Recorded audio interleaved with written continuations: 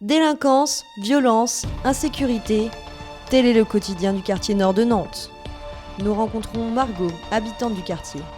Elle a accepté de nous parler à visage découvert, mais pour préserver son anonymat, nous l'appellerons Julie. J'ai emménagé il y a environ 1 an et demi. J'ai résidé à rue de l'Équateur pendant un an et demi, et maintenant ça va faire environ 1 mois que je suis à Paraguay.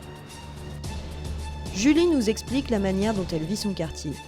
Certaines rues sont dangereuses pour les femmes la nuit. Ici c'est un passage en fait qui se trouve juste à côté du stade et qui permet de rejoindre justement le quartier, enfin le coin du Paraguay.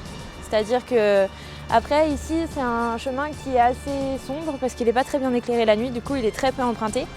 Et également il y avait le centre socio-culturel qui était au bout, mais il a été brûlé. Du coup maintenant il n'existe plus.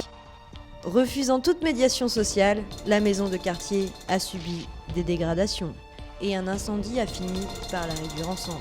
En fait, tout ici se trouvait la structure du centre socio-culturel. C'était pas la première fois que c'est arrivé qu'il y ait eu un problème au centre socio-culturel. On peut voir encore, je suppose, les traces de brûlure qu'il y a sur les trucs. Cet événement a laissé libre cours à des activités malhonnêtes, comme nous l'explique Julie. Aujourd'hui, l'après-midi c'est utilisé par les enfants et pour être totalement honnête, le soir c'est utilisé par les dealers. En effet, des individus suspects ont pris possession de l'espace public. C'est un endroit qui a été visiblement décrété comme le leur. Donc, ils sont surtout dans les passages qu'on peut apercevoir là-bas. Le soir, on va dire qu'on évite de passer par ces petits passages-là.